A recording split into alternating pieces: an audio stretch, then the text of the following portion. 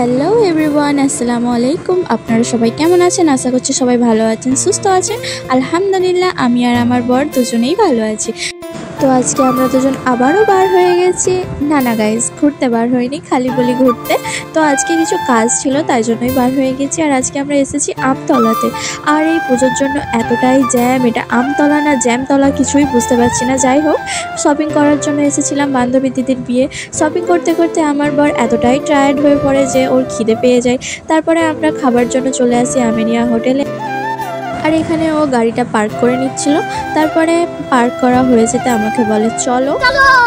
তো তারপর ওখান থেকে আমরা চলে আসি, হোটেলের ভিতরে ঢুকে যাই। আর এখানে ওর মুখ থেকে বোঝাই যাচ্ছে যে ও কতটা বিরক্তিকর ফিল করছে গরমেতে। গাইজ, আমার সাথে আছে বলে না, আর অবভিয়াসলি আমি তো ওকে বিরক্ত করব, সেটা বড় কথা না। যাই হোক, যে কোনো একটা হবে সেটা ও জানে, বাট খুলে বলতে পারছে না।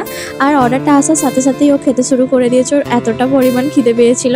তারপরে ওখান থেকে আমরা চলে আসি আমাদের গোতলা হাটে। আর সবারই জানা একটা স্টোর সাজমহল, সেখানে আমার কিছু কেনাকাটি করার ছিল। কেনাকাটি করার পরে আমার কিছু জেরক্স করার ছিল, তো আমি এখানে জেরক্স করছিলাম। পিছন দিক থেকে ও ভিডিও করছিল, আমাকে বলে এদিকে দেখো, তো আমি একটু হাই করে দিলাম তোমাদেরকে।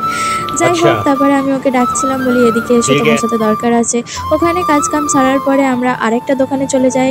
স্টুডিওতে কিছু ফটো বার করার ছিল আমার আম্মির, তো সেখানে নানাজিরও কিছু ফটো নেওয়ার ছিল। সেখানে দাঁড়িয়ে দাঁড়িয়ে আমাকে এত রাগাচ্ছিল যে কি বলবো, রেগে যাচ্ছিলাম, বাট ইয়ার্কিও করছিলাম, ওকেও আমি রাগাচ্ছিলাম, মজা লাগছিল। আর এই হচ্ছে আমার আম্মি। কেমন লাগছে আমার আম্মিকে? আম্মি কিউট না? কমেন্টে আমাকে জানাবে অবশ্যই। আর আমার নানাজির ফটোও বার করা হচ্ছিল। এই ফটোগুলো কিছু দরকারে লাগবে বলে আমার নানিমা করতে দিয়েছিল। আমরা সেখানে দাঁড়িয়ে দাঁড়িয়ে মজা করছিলাম। আর আমার নানাজিকে দেখার পরে ও আমাকে ইয়ার্কি করছিল, রাগাচ্ছিল, তাই আমাকে বলে মার হবে, মার, বুঝেছো?